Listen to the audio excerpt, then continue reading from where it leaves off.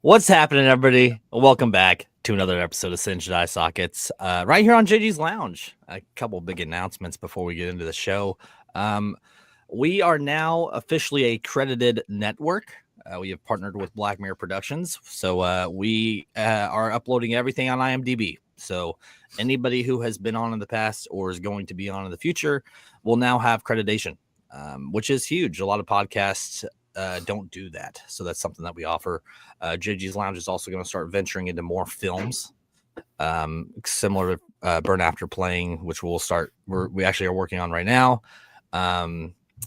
But yeah, I'm really stoked about it. We're getting a lot of actors and film directors that are starting to want to be guests on the show. One thing that I have noticed is that we're getting a lot more push and promotion from these guys because they want to be seen. So it's pretty nice to expand our horizons. With that being said, Evolution Man, how you doing today? I'm doing great, man. It's actually wonderful news. We've talked about it a couple times, and I'm excited about it. So it's a great move in the right direction for us. So we're all busy as usual, but looks like we're going to be a lot more busy in the future. So I'm ready to go. Right. Evolution will be part of this next Burn After Playing, just so everybody's aware. Sean, man, how the hell are you? I will not be part of the next Burn After Playing. I'm far. You've only done like 7 of them, so yes. I think you could miss one. Well, I look at it like I was part of the best 7, and anything that follows just pales in comparison, as they say. How you doing? Good. I'm doing all right, man. I've been having a really good year for just work and comedy. Everything's picked up. Been doing a lot of. We were just talking. Have been able to do some international travel within the last 12 months, doing stand up. Had some pretty good clubs under my belt this weekend. I'm going to be at the One Night Stands Comedy Club in Waterford, Michigan, which is it's a great club, but what makes it a great club even more than just the fact that it is a fantastic location, everything, is the guy that books is a guy named Mike Green, who's probably, if you've not heard of him, he's easily one of the 10 best comics that has ever graced the stage in this country in the history of all stand-up. And I'm not even exaggerating. Guy's brilliant. And so if you get on his stage, like, that's huge. Yeah, it's a big deal. So I'm excited about it. But I'll tell you what, boys, I am looking forward to the December break coming up, where I can tell my students to go kick rocks. Right? I love them. Most of them. God, man, I need a break. I need a break so we can do more podcasts together, guys. That's man. There we go. I do want to know, like, as a stand-up comedian, though, booking internationally, what's the process on that? Because we get a lot of comedians and on this network, and I'm just curious.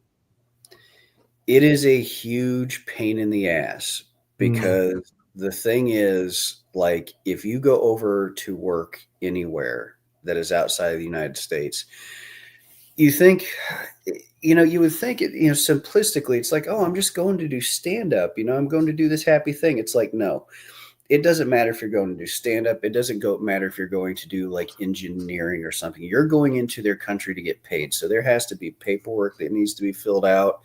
If you're going to sell items, because most comics that, are at the level that I'm at, you have merchandise, right? So you have to, like, now there's a workaround where, as an example, when I went to the Bahamas, if you bring something with you, you say, oh, this is promotional material. And they'll say 500 t-shirts. Yeah, I'm just going to give all this away. Because the thing, if you make sales in their country, And then there's taxes and all this other stuff that, I mean, and it's So just in order such for a you to make any pain for, profit, you'd have to like ramp up the price. oh yeah, it's great. Well, I mean, when we were at the resorts, I mean, typically I sell, like, I have 2 t-shirts. I have my Getting Fingered shirt, which my Jeep shirt. And then I have a new piece of merchandise that's coming out this weekend for the first time, which I have this joke about broccoli. I don't want to go into details because it's just a long story, but the shirt is like a green shirt and this cartoon broccoli that's twerking and like seductively looking over his shoulder. And I typically would sell those for $20 a piece and at a comedy club, right? But out of country, I mean, when I was down in the Bahamas, I was selling them for $50 a piece. And the crazy thing is, man, people would just walk up and peel that money off like it's just nothing. And I'm just like, Jesus, guys. But what kind of, I mean, but yeah, what kind of turnaround are you getting? Like, are you getting a high percent back on that or not really? Even at that rate? It's a higher percentage than it. Well, no, it's not a higher percentage because like your Walmarts and things are getting things, pennies on the dollar, Right. And I'm paying for somebody to, they have to buy the shirts. So I have to pay for their shipping and everything else. And then I have to pay for them, like putting the crap on the shirts that I come up with and their shipping. So, I'm getting a good amount back, but it's not, I'm a small business, man. It's not like I'm a big box store. So, I'm charged. But the thing is though, like, they're not just paying for the shirt. They're paying for the joke that comes with it, the ideas that went into it, the creativity, the creation of it. And, when you're doing something like that, like if you paid for a Kiss shirt at Walmart, let's keep that example, you're going to pay $10, right?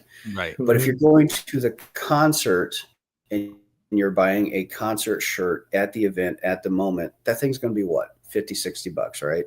Right. You always pay more when you're at an event hall. So that's why, so that's why it's a little bit raised. And with a lot of the, yeah, exactly. And a lot of the musicians and comedians that I've had on, I mean, all the traveling expenses, that's out of their own pocket. So like in order for them to make any kind of profit, it's usually the merch. Yeah. 100%, dude. 100%. And in another country, their giveaways for a certain price. You want to give free with donations, big donations. Yeah, well, and that's the thing to anybody that's getting into this. It's not like it used to be. Like when I started stand up almost 30 years ago now. The weeks were Tuesday through Sunday. Like they had, the clubs were open that long all across the country. And Monday was your travel day. Well, now most clubs are Friday and Saturday. So just like you said, like I have to sell that merch to pay for my gas if they don't want to pay for my lodging, all this stuff, man, like tolls, everything else. Like, merch is how, I will tell you right now, the Windsor trip, because I just went up to Canada to perform. I broke even on that whole thing. Wow. Hey, you need a stronger agent. I mean, evolution. I can tell them, hey, you know what? He doesn't come out the house for this amount here.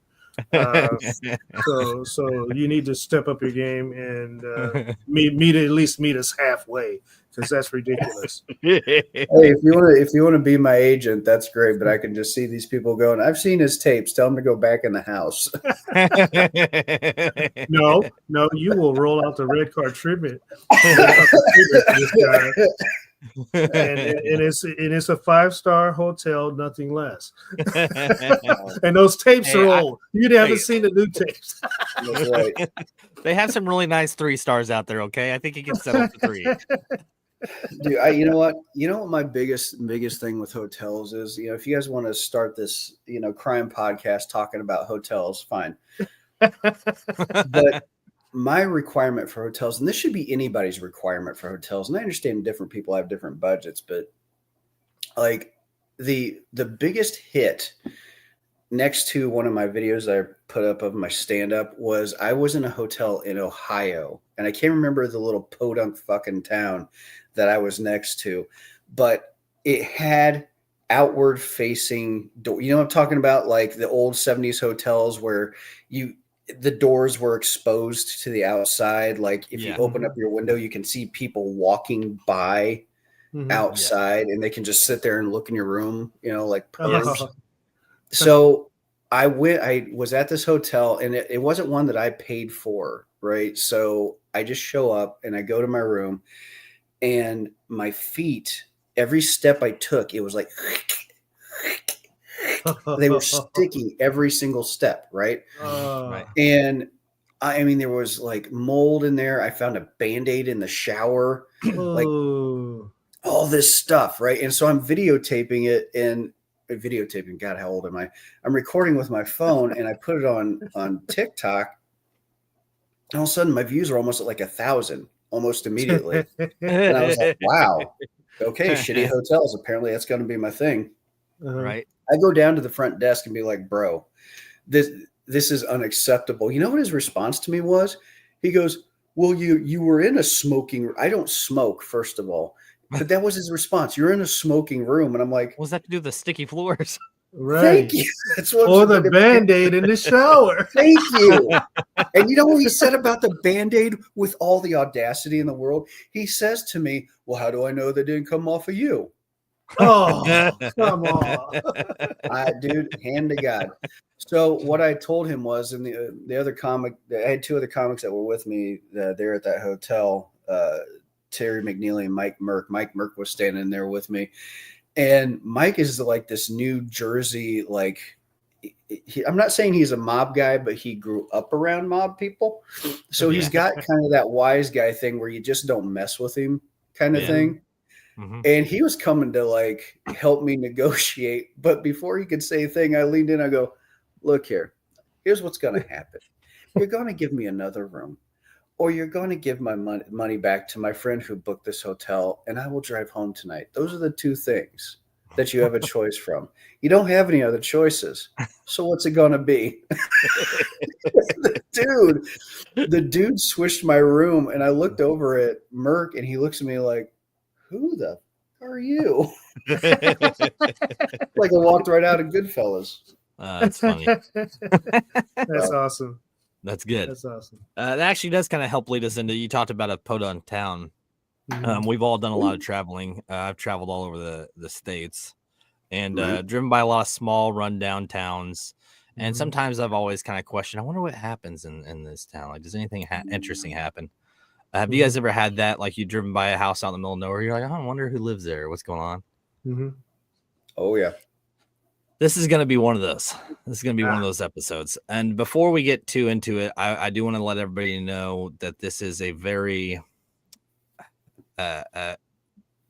gross, disturbing episode. As being a scorched edition, we go after serial killers, murderers, stuff like that, rather than cold case files, and we just kind of break them down. And today we are doing David Parker Ray, also known as the Toy Box Killer. Let's see here. I'm going to share a picture of this guy here. Here he is. What a good looking guy. Wow. Yeah, I'll trust that guy. Yeah, he looks like he could be a defense attorney for the crime mob. Yeah. Or one of those doctors that have all those torture devices. Right. Well, it's funny that you mentioned that because we're going to circle to that here shortly. So, David Parker Ray was born on November 6th of 1939 to father Cecil Ray and mother Nettie Parker. Ray and his sister Peggy moved in with the mom's parents, Russell and Dolly Parker, who lived in a small ranch in Mountaineer, New Mexico, due to financial struggles. Their dad would randomly show up every few months and would give Ray magazines featuring sadomasochistic porn. For those of you who don't know what that means, bondage, pain infliction, kind of pornography. By his preteen years, David started having sexual fantasies of raping women with broken beer bottles. Whoa. Yes. So already, I mean, the timeline here is going to go sort of fast because I think I want it kind of gives all the information you need as I burn through it. In high school, Ray was bullied for being shy around other women. So, of course, he's obviously going to start having issues with just hating people. I feel like there's a theme with serial killers that have to do with their upbringing most of the time. Whether it's religious or just, abusive, alcoholic, drug addicted parents. I feel like it's always something related to that, So he started drinking and doing drugs in high school. His sister said she started seeing drawings of bondage and pain inflicted pictures that Ray would draw by the time he was 14. In 1993, Ray claimed he had been raping bitches since he was old enough to jerk off. Wow. Yeah. So right off the bat, what's your guys' thoughts on this guy? Yeah. Well, he's shaping up to be an interesting piece. Jeez. Holy mother. Yeah. Yeah. Not the best guy. He doesn't look, if you just saw him on the streets, you probably wouldn't think it, but yeah, that's definitely not starting out very well. Wow. He looks like he sweeps up high schools, first of all. You guys are both like hitting the nail on the head here. You know what I mean? Like the janitor that everybody just kind of knew, Mr. Brown. He didn't smile a lot, but kids never bothered him much, and you always saw him, sweeping up after dances and shit like that, and folding up the tables in the cafeteria. It's got that look about him. But here's my question. All right. First of all, he doesn't look like somebody. Like, look at that face. That face doesn't look like he'd be like, yeah, I've been raping bitches like that. Yeah, right.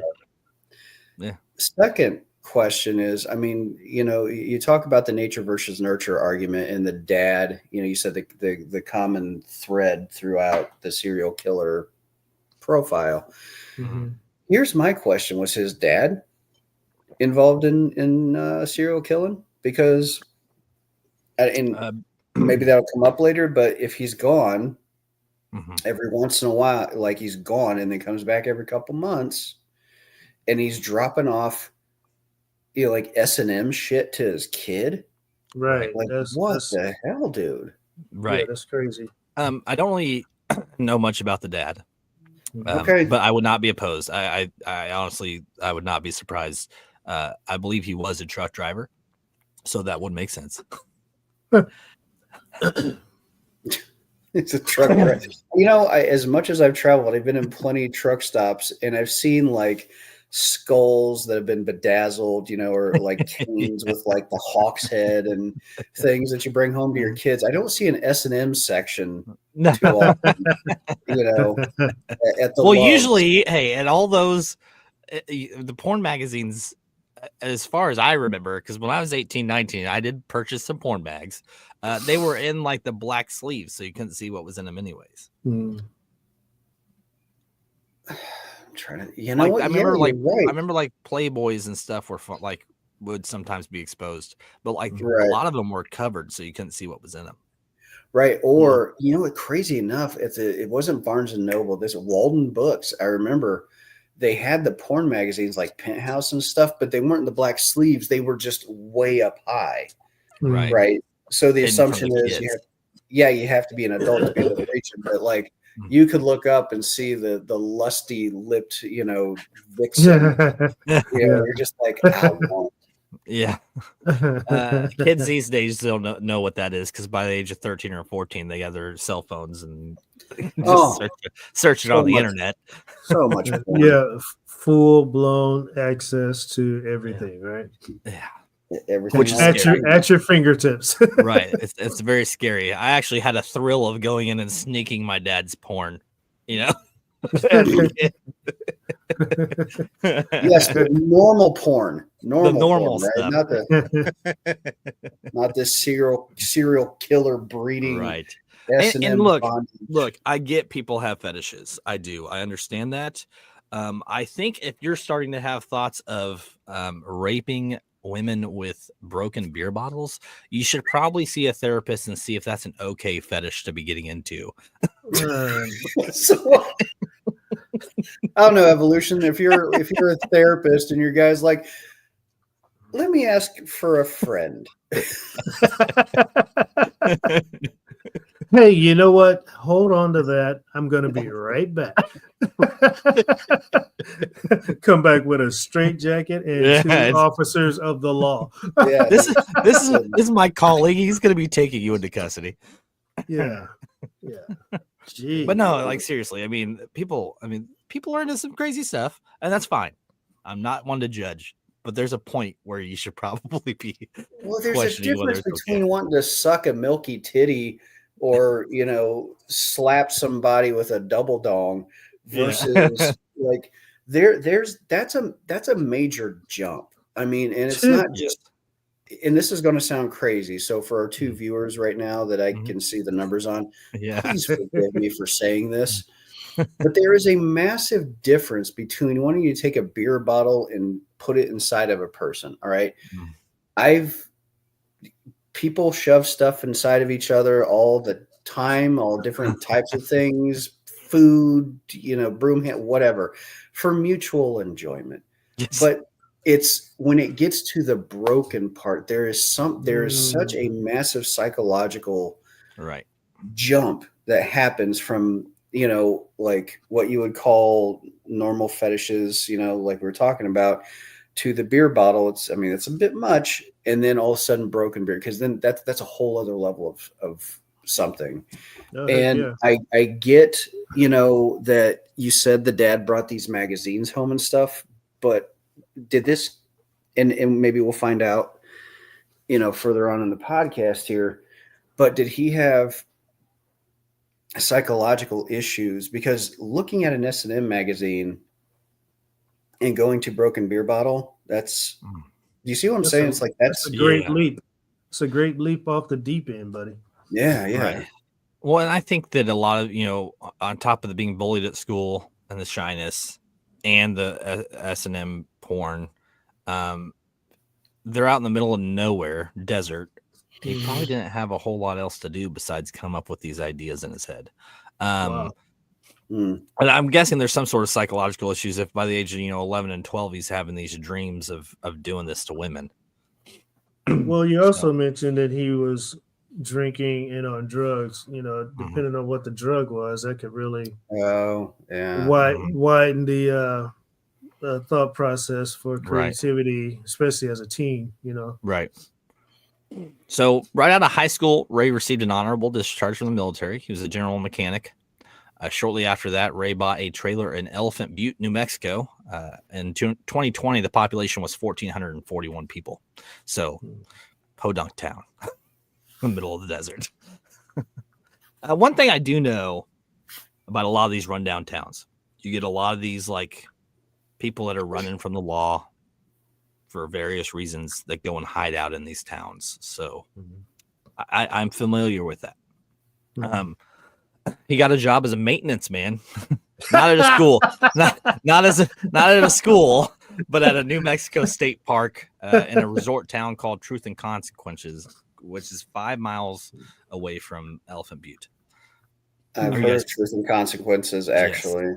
Yes. Truth and Consequences, their population is around 6,000. And it's interesting. They actually changed the name of their town in 1950 because a very popular radio show called Truth and Consequences did an advertisement that they would air their next show in the first town to name themselves after the show. So that's how Truth and Consequences became Truth and Consequences. It's a resort town. There's a lake there, which is where the David Ray started working. And that's where he worked until he was arrested in 1996. So, by the age of 26, Ray had been married 3 times.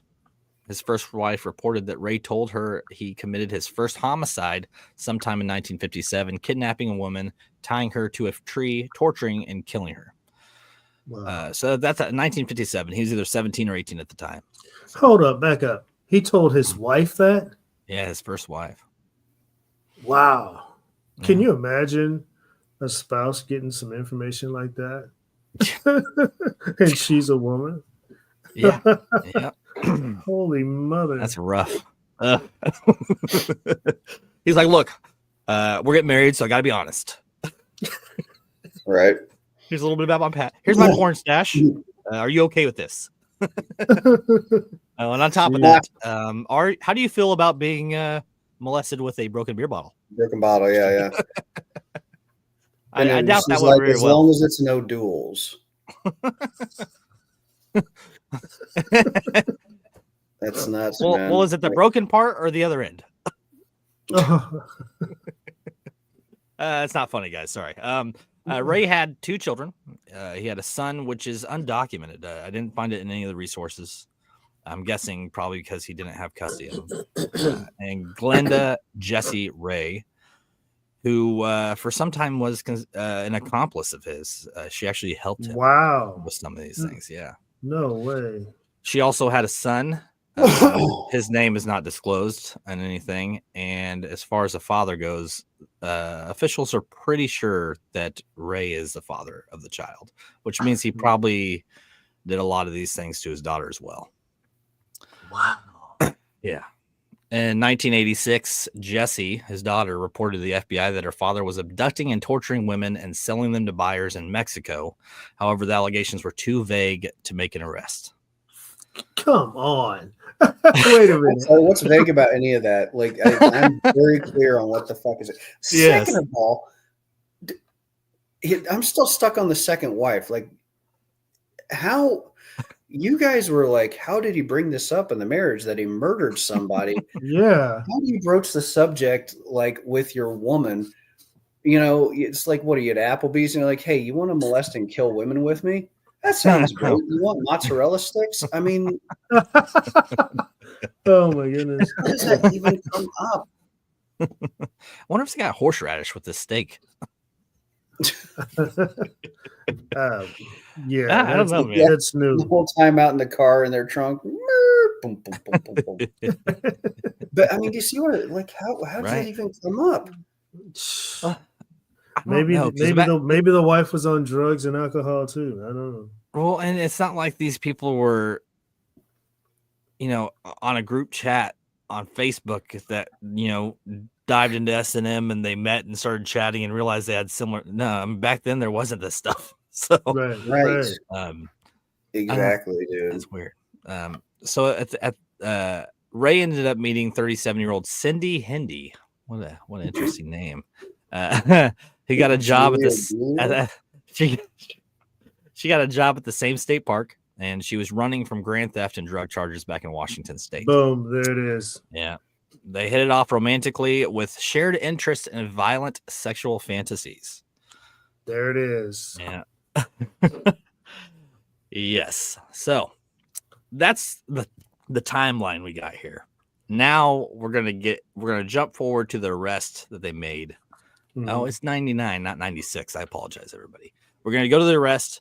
Then we're gonna kind of discuss. I actually have some audio of his. There's a recording that he would play for his victims. So I actually have it. It's a 7.5 minute thing. I broke it up into minute clips. So we'll get into that here in a minute. On March 22nd, 1999, after 3 days of captivity, Cynthia Vigil escaped from Ray's trailer. She waited until Ray had gone to work and then unlocked her chains with keys that Hindi had left on a nearby table. Hindi noticed Vigil's attempt to escape and a fight ensued. During the struggle, Hindi broke a lamp on the captive's head, but Vigil unlocked her chains and stabbed Hindi in the neck with an ice pick.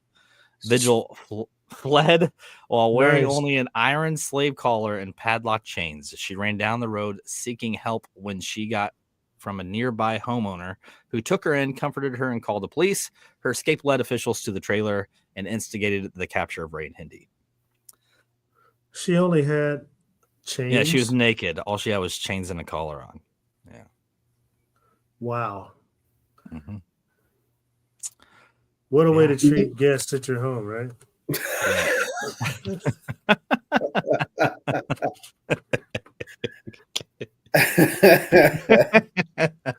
That's good. Right. That's good. Can you imagine though? I mean, legit, if for a moment, if you will, just imagine you were at home. All right. Mm-hmm. And I know we're all at home, but like you're at home and you're relaxing. It is time where you're just like watching TV. You just finished folding laundry and you're like, everything's right with the world. You've cracked open your favorite, soda, like you're drinking your Diet Pepsi. All right. So you're in that moment. All of a sudden you hear screaming outside. How surreal would it be to walk outside, and see this woman because she got clocked in the head, right? Oh So man, she's got yes. blood running down. She's naked, except for shackles and like an iron spike collar or something. Like how far I mean, wouldn't you feel like, this is a movie. I'm in a movie. This isn't real. Right. Dude, that would be so bizarre. Right. But the first thing you do is dial 911. Yeah. No. The first thing you do is you look at her body and go, nice. And then you well, the scariest part about this though, like in today's generation, like world, I don't know that I'd let her in the house. I mean, I'd call the police. But that'd be some freaky mess. In the house. Because you don't know what's coming after that. You know what I mean? Yeah. I mean, Dude, you would exactly. hate for Jason or one of those freaky horror torture movie creatures, to come up with a chainsaw right after that. You know what I mean? Yes. Well, I mean, here's a towel, cover yourself, and hang on for just a minute. You need a popsicle? You thirsty? I get you a drink. It's cold out here. Yeah. Here's another towel. With all of these break-ins that have been happening lately with the craziness where somebody will come up and like, hey, I've got delivery, and you open the door and then 3 guys rush out of nowhere. Man, I don't open my door for anybody nowadays. I had a DoorDash couple, it was about 3 weeks ago, outside of my house, and they were lost. Right. And I can understand it. Like I live in a kind of a complicated neighborhood as far as infrastructure is. And they had the bag of food with them. But as soon as I got out of the car, I was just like, no. And they're like, we're looking, I go, no, and I had my hand on my sidearm because it's the way things are nowadays. Like it is too scary. Right. Yeah. I'm just like, get off my property. Right. Right. So like, this is not the house to stop at. Right. Keep it moving. 100%. So most of the victims, including Cynthia, were captured in Truth or Consequences near some of the local bars, mostly because they were sex workers on the street. So they were easy to, they were easy. And Cindy and Ray both mentioned it a few times about what's up. The comedy club that I'm the general manager of is in a town of 11,000 people. And I know there's sex workers in the town, like just there has to be because it's 11,000 people, but they're not just all out there willy and nilly sex working it up on the street. This was a town of 6,000 and they were able to get a number of sex workers. Well, it's a resort. It's a resort town. So the population might be 6,400 or 6,00,000.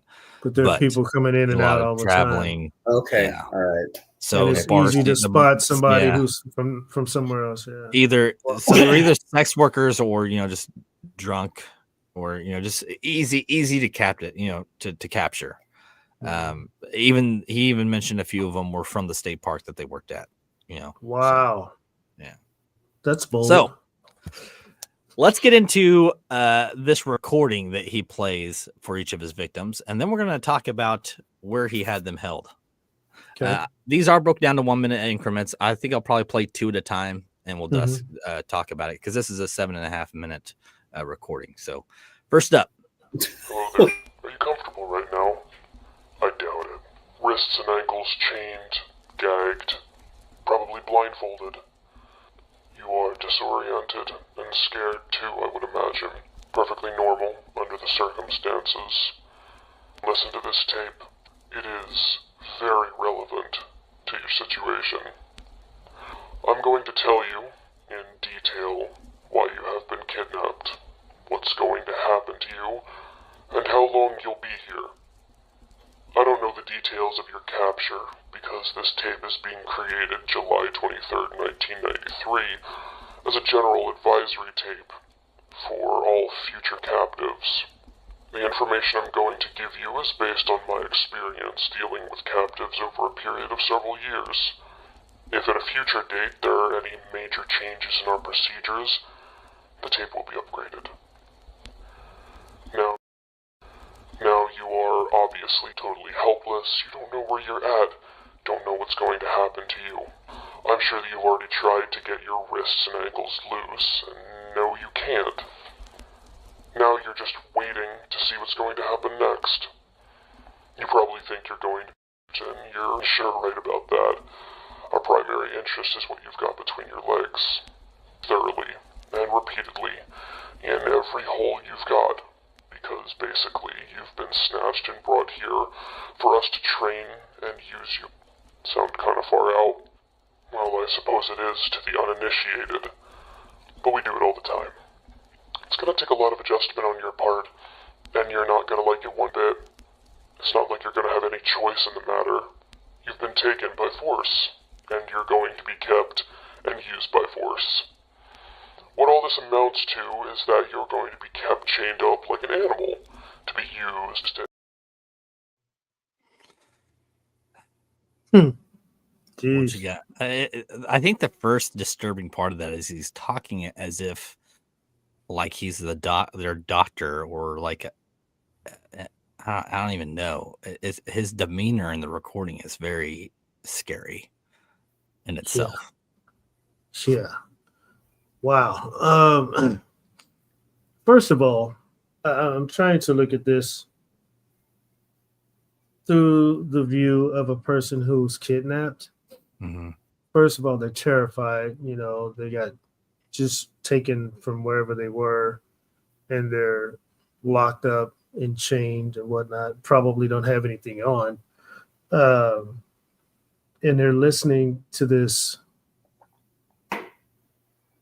calm, creepy, terrifying voice. You know what I'm saying? Right. They're probably thinking, "Oh my God, I'm gonna die." You know what I mean? Right.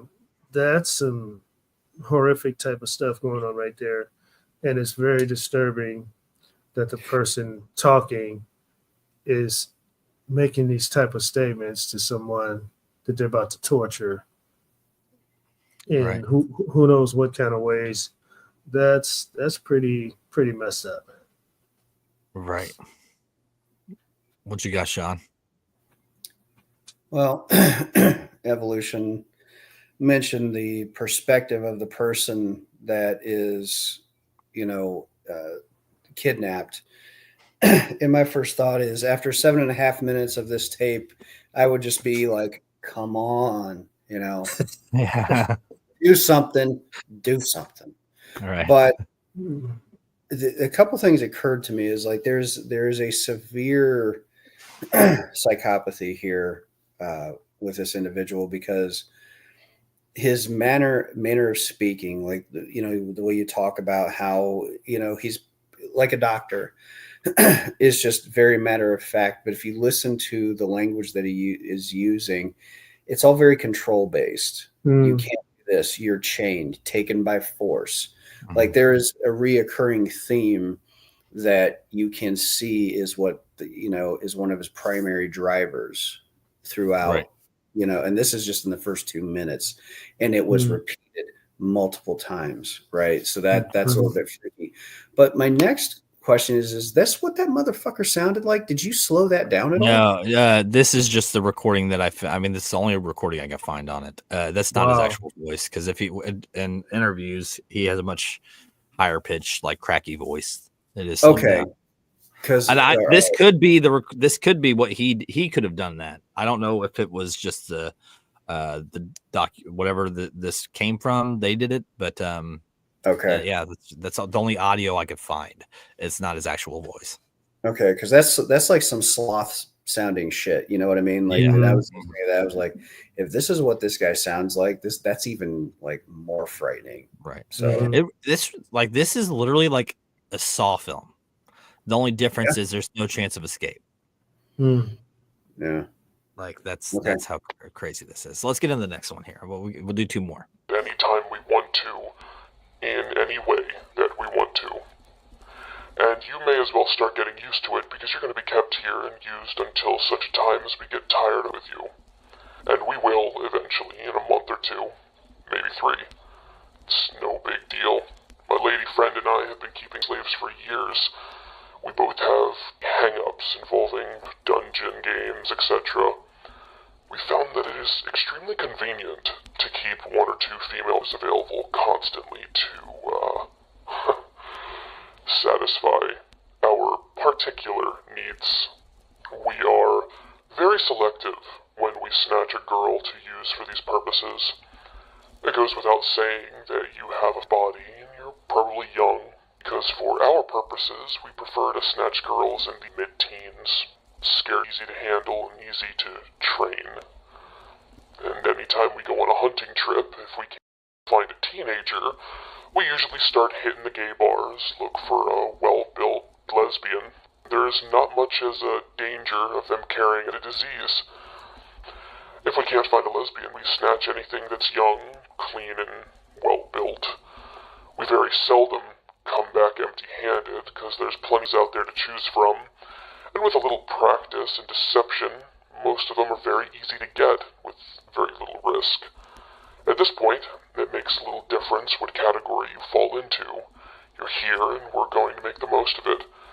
You're going to be kept in a hidden room. It is relatively soundproof, escape-proof, and is completely stocked with devices and equipment to satisfy. There may or may not be another girl in this room. Occasionally, for variety, we like to keep 2 at the same time.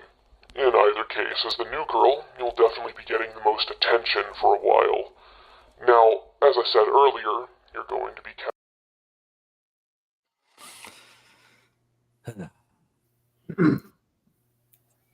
What you got? So the sanctimony with which this person is speaking, it's very neckbeardy. Okay. I don't know if you guys know what neckbeard is, but if you have ever heard a neckbeard in their natural environment speaking about women and the overblown amount of hubris, that is attached to their intelligence, sounds very much like this guy. Okay, so now a lot of the pieces are starting to fall into place with his background and everything else. He also used and my dad always said, listen to the words people use, listen to what they say, because they'll say more than what's actually coming out of their face, right? Right. And he defined the women as waifs. I heard that word waif, W-A-I-F. Waif, just for those listening, is defined as a homeless, neglected, or abandoned person, especially a child. For dictionary. So not only do we have kind of a lock now on this guy's, I think, opinion of himself, but now we understand it's not just a control thing, but he looks at these people that they are pulling into this as just these less than, I don't even think he sees them as human. No. He even says animal. He basically says you're an animal. Another thing is that he said this was recorded in 93. In 86, his daughter went to the FBI saying that he was torturing these women and selling them to Mexico. Like he's been doing this a while before he recorded this tape. Yeah, and that's kind of what I was getting ready to jump into, Jukebox and Sean, is his statement, we do this all the time, and they like to do like at least 2 at a time. So my question is, dude, how many? Right. Through this ridiculous time frame and his sick run of episodes, how many people did he actually harm, during this time? That's crazy. Right. It is. Here's another question. And, maybe it's easier when you're in the criminal underworld to figure this shit out. But, like, I get fucked up if the grocery store, you know how like you go into a grocery store for years and the aisles are just a certain way. And then all of a sudden one day you go back and they switched everything up and they're like, well, our produce is over here now. And you're fucked up because you're trying to find the cilantro because it's Taco Tuesday and you can't find the fucking cilantro now because they decided to change things up. I'm Right. very familiar with this. Okay. Right. Yes, you guys would be. So Yeah. how the fuck does this guy find people in Mexico to sell these people to? How does this happen? Right. Like if I can't go into a store and I'm searching for half an hour to find my favorite creamer for my coffee, how does it Right. boggle your mind? How the fuck? Like I could see the kidnapping thing. Like logistically, I could see how just a person that all of a sudden decides to want to do that could figure that out. But the trafficking of a human to a place that is, yeah. Well, we never like looked into it. I'm sure for him it was probably not very difficult. I mean, like we talk about these podunk towns, a lot of people escaping the law, probably a lot of drug addicts and alcoholics, and probably people that are into similar things that this guy's into. To be honest, I mean, so it it's wasn't probably hard just for him to degree of find Cindy. Yeah. like ask a buddy like, so hey, Yeah. if I wanted to, Yeah. do something. Well, like I know this, a guy. I know a guy who knows a guy. I know a guy, That chain link. And on top of that, these magazines he got. I mean, think about the ads in these magazines. I'm sure there were connections that he made through these magazine ads. You mean it wasn't like the old comic books with the X-ray specs and the kid going,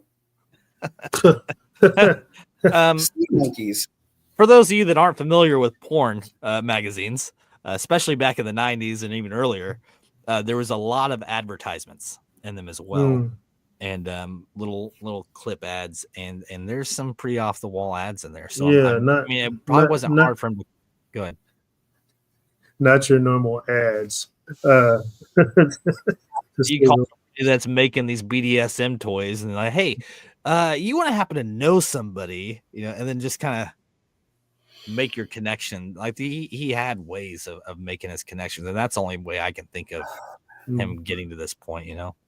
Yeah, I also want to highlight how in his recording he's speaking of training these people right on how to be or whatever. That's just way too bizarre, Right.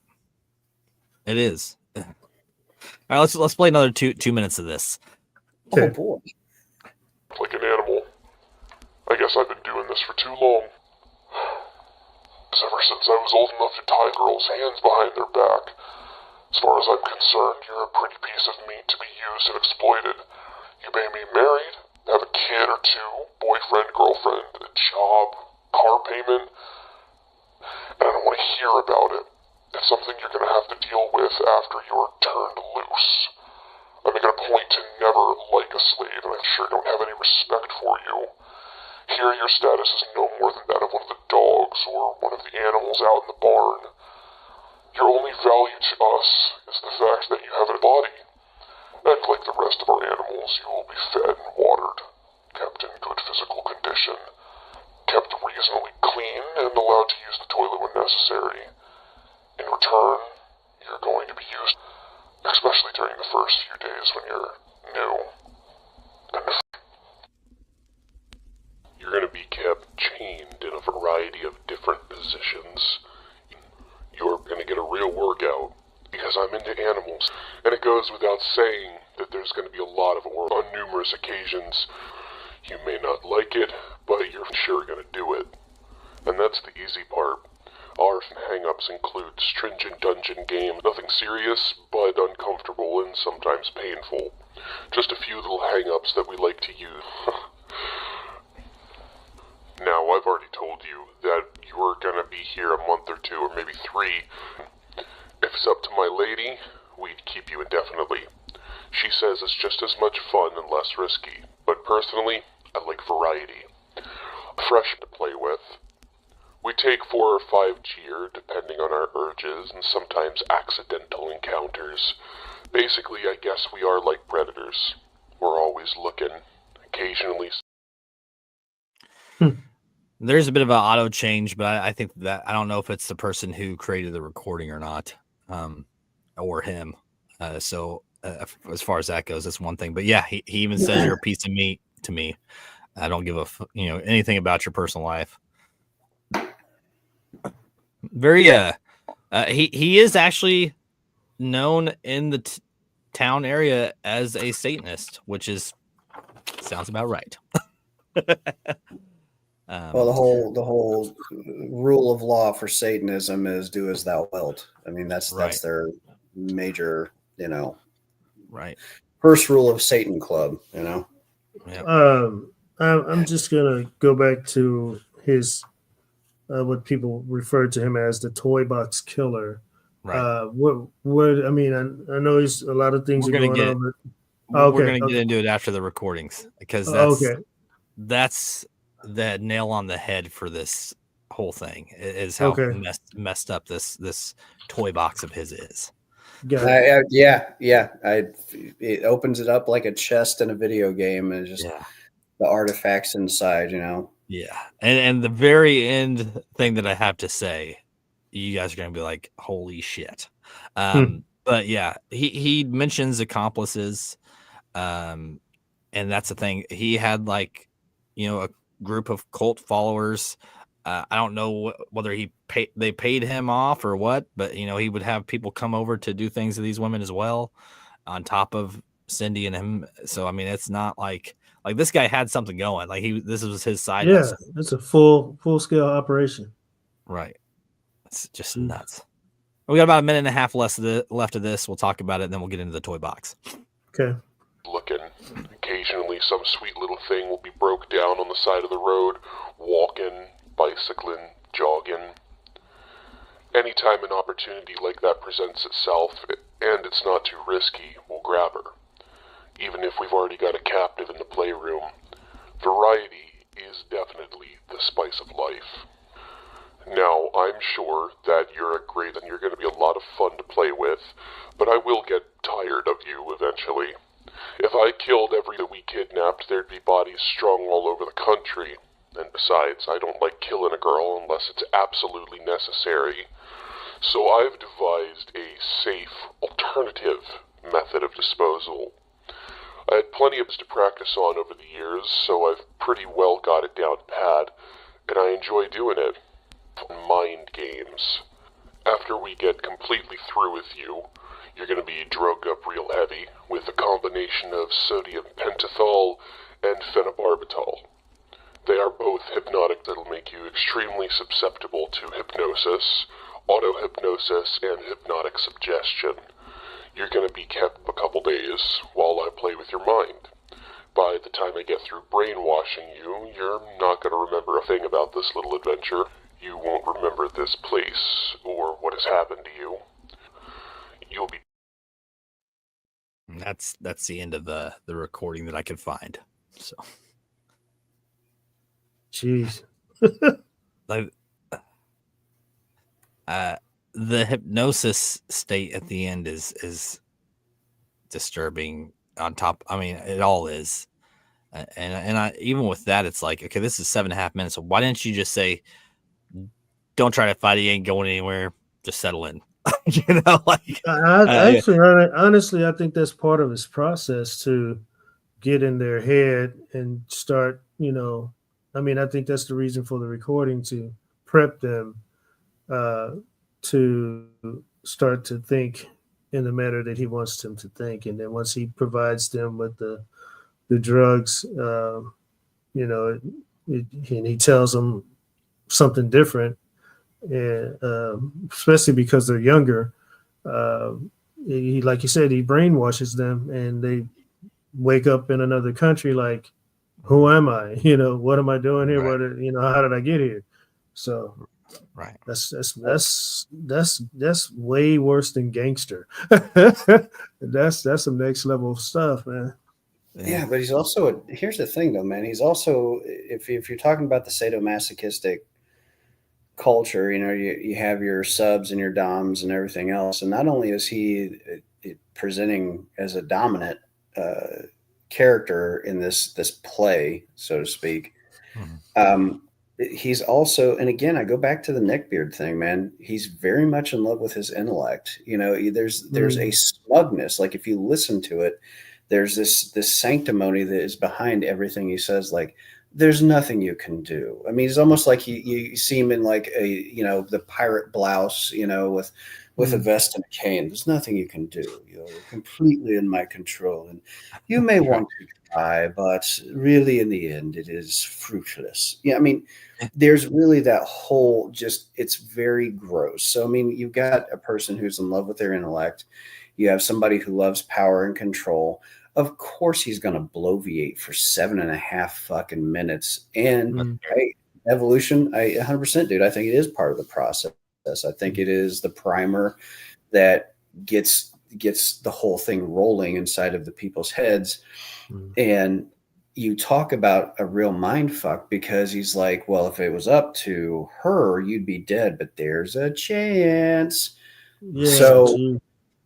Yeah. So what does that do to the person? Like, how do they behave after that? They go, oh yeah, shove the broken bottle in me. That's hot. Right. Because they want to live. Right. Right. Yeah, I don't know, man. It's nuts. That recording, like if being stuck in a room like that and listening to that would be terrifying. Yeah, I can imagine it.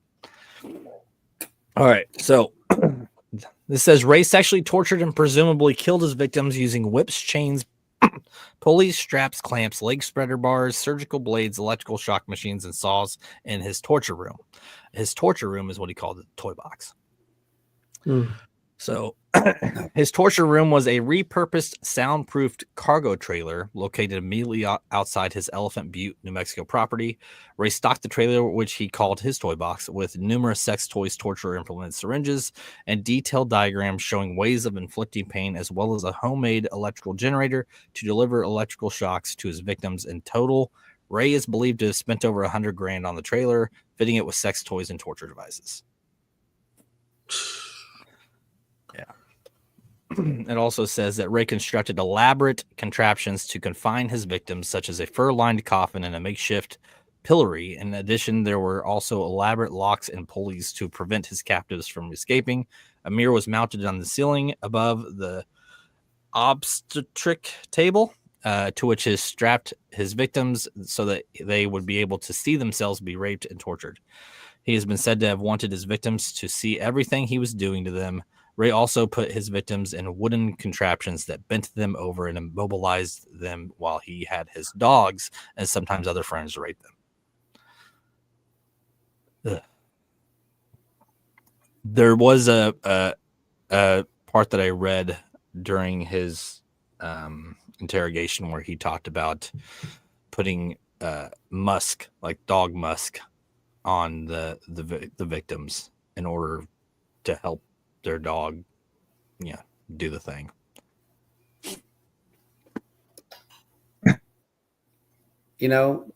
One of growing up blue collar and working in shipping and receiving, even up in central kind of North Indiana in the summers, it was brutally hot in those trailers. Now imagine you're in a trailer in New Mexico that is lined so it is soundproof and being trapped out there all day. I sincerely doubt he wired it or did some HVAC and it's got air conditioning. Right. I'm guessing that's a no. I don't know. This is the inside of it. It almost looks like a hospital room, or like if you were to go visit the doc. In a way, I mean, if you take away all the contraptions, and made it looks like a doctor's room. Yeah. Well, that goes back to what you guys said earlier. Sounds like a doctor explaining some stuff to a patient. He's got an obstetrics table there, Yeah, that's crazy. Yeah. I mean, he's even got a hospital gown in the back there. This is a ceiling. There's lots of different tools and equipment. Good grief. Yeah. It's a ridiculous amount of stuff that he's got here. Dude, he really put a lot of effort into this sickness, man. Yeah. This is they talked about the diagrams and ways of inflicting pain. This is the wall where he had all that information. Gee. It's crazy. How many years you say he was in business doing this crap? The recording was 93. His daughter went to the FBI in 86. However, he told his first wife that the first person that he tortured was in 57. When he was 18. When he was 18. Good grief. So, yeah. The last bit of information that I have yet to hear on anything I've listened to or read. One of the FBI agents that was investigating the trailer after the arrest, about 5 days in, she comes out of the trailer, pulls out her service revolver, and blows her head off. The daughter? No, the FBI agent that's investigating the trailer. Okay, back up. Say that again. So during the investigation after the arrest, Uh-huh. they're going through the trailer, and one of the FBI agents took their own life. They just walked outside the trailer, pulled out their revolver, and shot themselves in the head. Couldn't believe what they say. Yeah. That is crazy. I've never, and I've listened to a lot of serial killers and true crime stuff and read a lot of it. I've never heard of anything like that. Like that is. Think about that though, man. You know, an FBI agent sees some pretty gory stuff, right, over the years, mm-hmm. and for them to react in that manner, that had to be some serious stuff that they didn't want to remember. You know what I mean? Yeah. That's just like no way awful. Coming back from what you've seen, kind of thing. Yeah. Yeah. Now you look into the face of evil. I mean, like that, and the thing is, you know, yeah, there's the torture room, but pictures, videos, all of that stuff, like, right. You know, the breakdown of how to do what, you know, the things. I mean, that's just. I don't understand such evil. I just don't, man. I feel bad if I yell at my dog too much and they whine and cower, and I'm like, okay, I went a little bit too far with the voice. I'm sorry. You know, well, and that's the thing is, like, if you were fishing at the lake and this guy just walked up on you, you wouldn't. I mean, my first impression wouldn't be just, freak out. Like, I mean, I don't know. Well, if you're just some family visiting and he's picking up trash on the side of the road and he just waves at you, like, you wouldn't have even. I mean, you wouldn't suspect that he was doing these things. No, you wave back. But yeah, you never suspect that anybody's doing this type of tripped out stuff. But I think in most cases, as human beings, we have like this mechanism inside of us that sends off some type of alert message, like caution. You know, maybe I should keep my distance from this particular individual, right? Sober-minded, yes. Yeah. So I think in most cases, when a person like that shows up, automatically a parent is like, hey, son, daughter, come on over here. We're gonna, you know, keep a tight, you know, handle on you while this person's around us. You know, we don't really know what's going on with them, but we're gonna keep you right here. You know what I mean? Right. Yep. Well, sometimes those warning signals don't always work. I do have an ex-wife, you know. Just saying. You know, there's this really interesting book, and I would highly recommend it to anybody who likes reading anything that has like dystopian future type stuff. It's called Swan Song, and it's a very deceptive book because the damn thing is like this thick, but I read it in 3 days because it's so engrossing. But basically the premise behind it is people start getting these keloids all over their face after, you know, the apocalyptic event happened and everybody's just trying to survive, and they look like rocks, you know, like Ben Grimm from the Fantastic Four, right? Right. And their heads get encased in these rocks, and they've just got a slit for their eyes and nose and mouth, and that's it. And in the end, you know, and this doesn't ruin the book because it's so amazing. They basically crack open like an eggshell, and you either are angelic and beautiful or you look like a freaking demon, right? And the whole idea is that the world has grown to a point that the insides are reflected by the outside. So basically, it's like you can look at him and go, oh, you're an evil piece of crap, you know, like this guy. Yeah. You know what I mean? And it just made me think of it because you said you see this guy on the side of the road picking up trash, and he's like, hey, folks. And you'd be like, oh, hey, how's it going? You know, and just keep on going about your day, never knowing, right? Yeah. And it would be so nice if life was like that, where you could see somebody like that and go, no, you are factually an evil person. You stay over there, I'll stay over here. Right. And I know that sounds terrible because it's like, oh, you don't judge a book by its cover. They could be. No, like this literally is a manifestation of their evil inherent, you know, so I can avoid that thing. But like we said, this guy just looks like anybody. He looks like anybody. And the craziest thing is, even though he's called the toy box killer, he was never charged with the killing because they could never prove any of it. Like they couldn't prove it. They could never prove any of it. Okay, so the daughter announces in '86 the things that he's doing.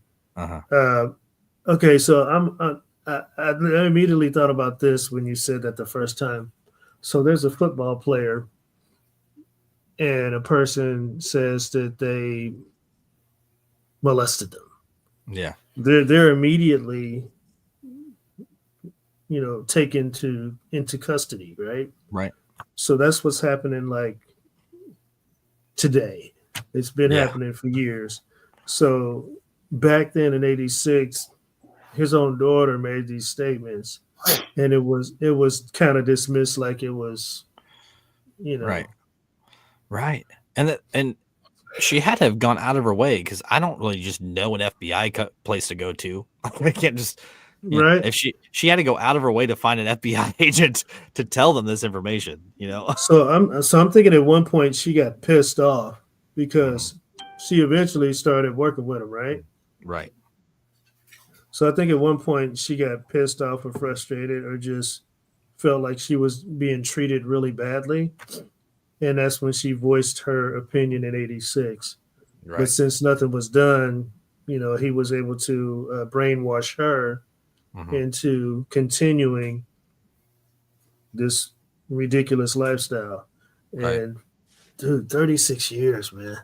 Yeah. That's a long time and a lot of people to have tortured and kidnapped. Yeah. Yeah.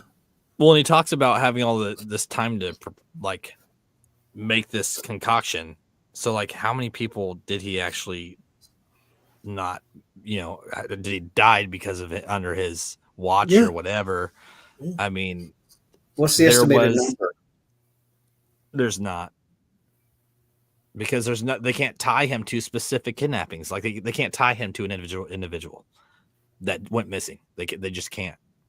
So what, either getting this guy then? Because the lady who got away, that lady that got away, right? Yeah. Okay, so that was the only one they were able to nab him on.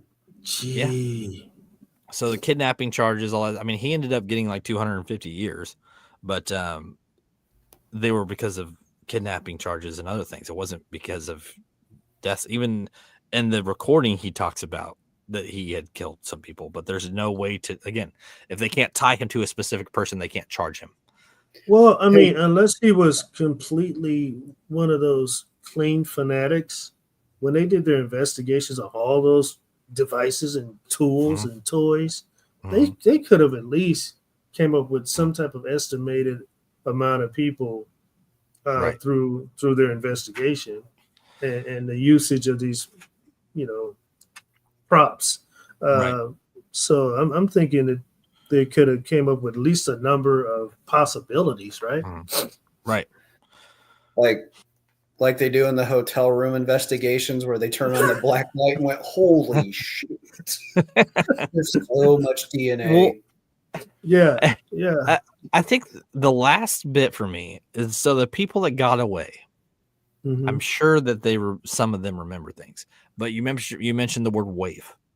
So Mhm. you think about these people that are known for being that way, getting kidnapped, disappearing for an amount of time, coming back and saying these allegations. Like, if they're prostitutes or anything, could they not have twisted it and said, well, no, they wanted it. We had them, but they wanted it. Mhm. They'd have to be able to prove that it wasn't consensual. I mean, again, it's not like, you get a prostitute that disappears on the streets for a few days or whatever. Like, that's not abnormal. So I don't know. Okay. It's So weird, man. so I'm gonna go back to the agent that blew their head off because I think that's very, very relevant. If they just witnessed this for a few moments and saw these things and decided to instantly take their life after that, can you imagine the mentality of these people that actually went through this process from this person after they've been transported to Mexico, if they did live or survive? Right. Would they even want to speak on it? You know what I'm saying? Right. Or would they just want to continue to drug themselves to try to take it all out of their thought process?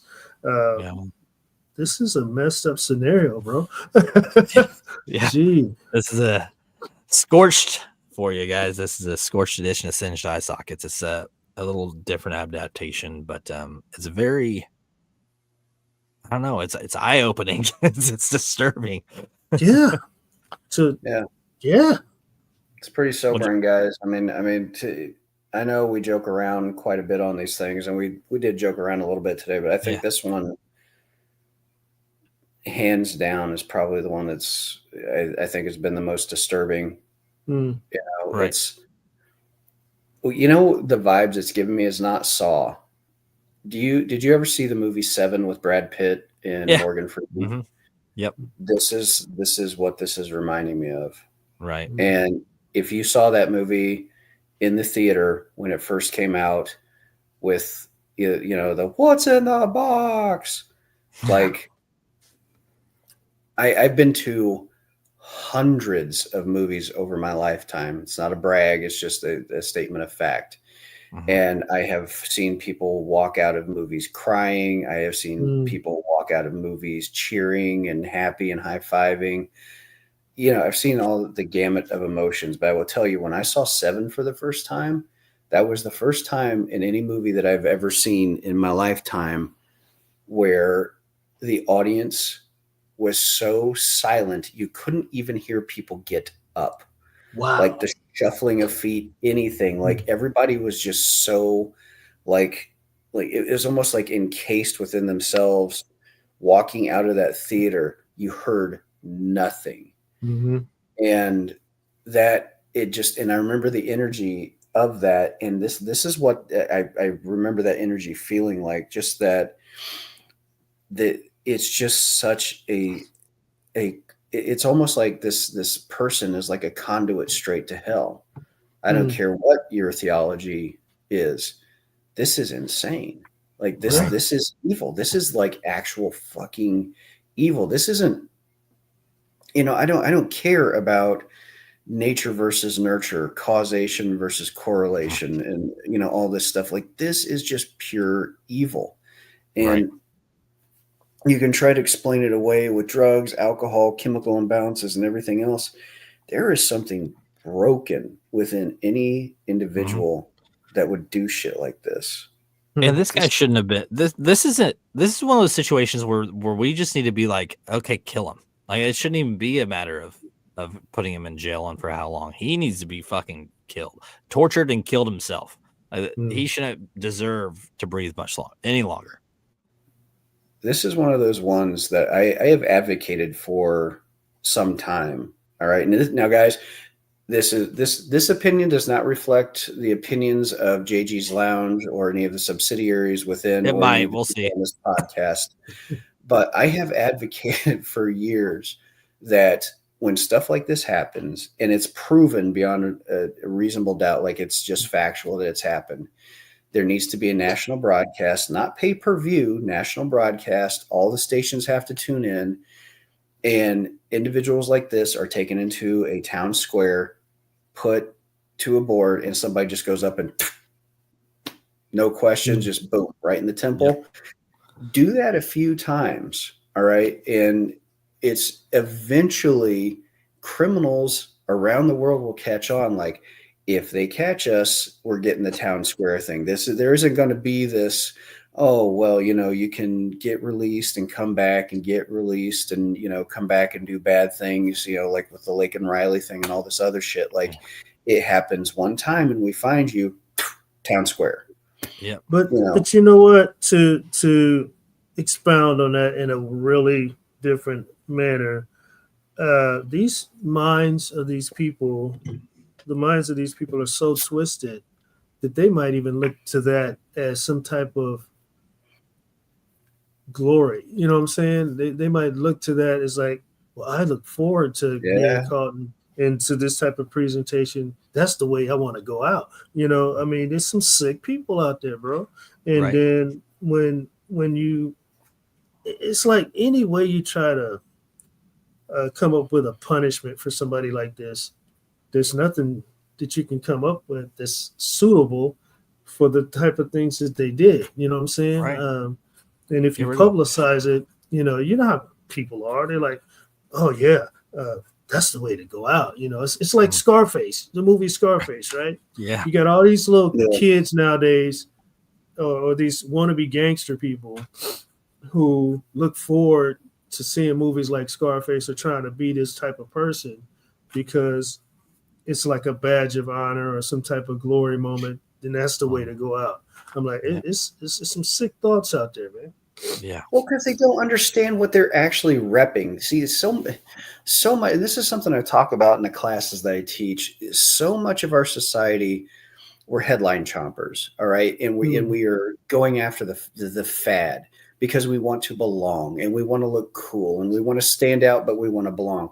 So you have these people that wear these Scarface shirts. In Evolution, I know exactly what you're talking about because there was a time you could go into, any, Tuesdays, Hot Topic, Spencer's, and you would see these Scarface shirts with quotes on the back or half of it was Scarface. And then you have something else. And I mean, Al Pacino, the character Scarface. And it's like, you didn't actually watch the movie. You didn't understand what kind of individual this person was. It's just like Che Guevara, right?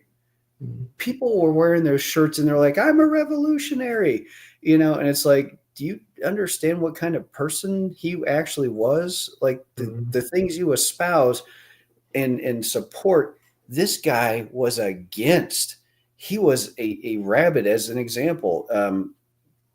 I've seen people in the LGBTQ plus community wearing Che Guevara shirts, and it's like, he was hugely homophobic. He wanted them to all die. Do you understand? But they don't understand.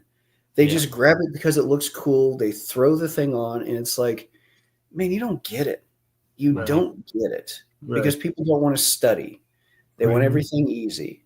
They want to look cool, be cool, have respect and everything. And the easiest way to do that is just throw a label on or throw something on that looks cool or edgy. There's no depth. Right. Yeah. This pretty much wraps it up for today's episode of Singed Sorry, Eye guys. Sockets. No, you're good. This one got to me today, guys. I haven't really been. This one got to me. Yeah, no, it's that's why I kind of gave that little heads up at the beginning. This has been our second Scorched edition, and the Albert Fish was disgusting, but this is just demented. Like, this is a very twisted, demented individual. And when we do discuss H.H. Holmes, it's not going to be any better. Wow. So, something to look forward to. Right. Well, that's why we Holmes is kind of cool because he had that whole mousetrap house. I'm Yeah, very I mean, excited about that. yeah, this one's just messed up. There's nothing about this that's like, oh, that's clever. I mean, this guy was just he died in 2002. He should have died back in 57. With that being said, everybody, go ahead. I've got one more question real quick for you guys before we wrap up. I'm so sorry, but this is for both. This is for both of you.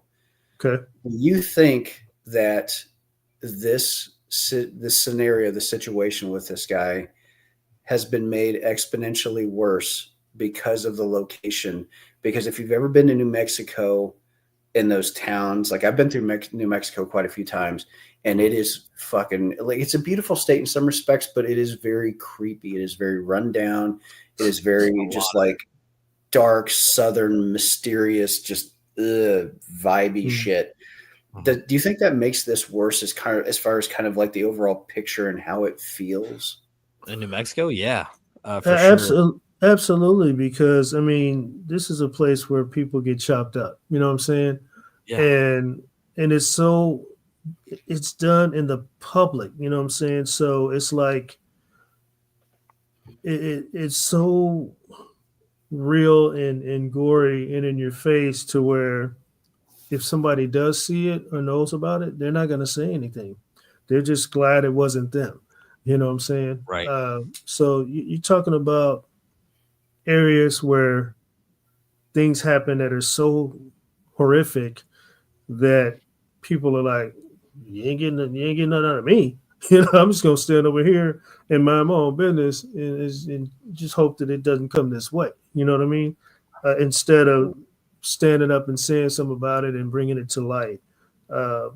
It's unfortunate, but that's how things like this continue.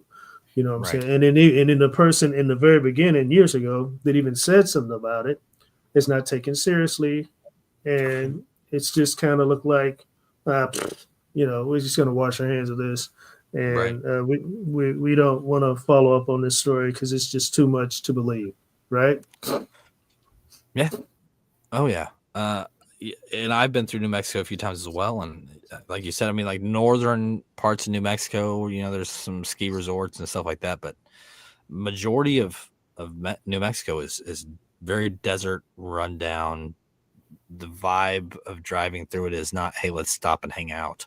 I mean, you got your scattered spas and hot springs and spas and stuff like that in New Mexico that are natural. But even those are like it sounds cool, but if you go there, they're on like hillsides in these little podunk towns. Yeah. Like we've said many times, it's not like this picturesque place that you're going to go and get these like heated towels and people escorting you. It's like a trailer on the side of a mountain and some mom with 3 kids on her shoulders, feeding one of them, smoking a cigarette at the same time and just pointing in the direction. You know, that's what it's like. And that's actually a personal experience. I'm going to say this, ladies and gentlemen, and trust me, this is something I usually don't say. I usually hear other people saying it. But if you go to one of these towns and you don't see Black people there, that's your first clue. I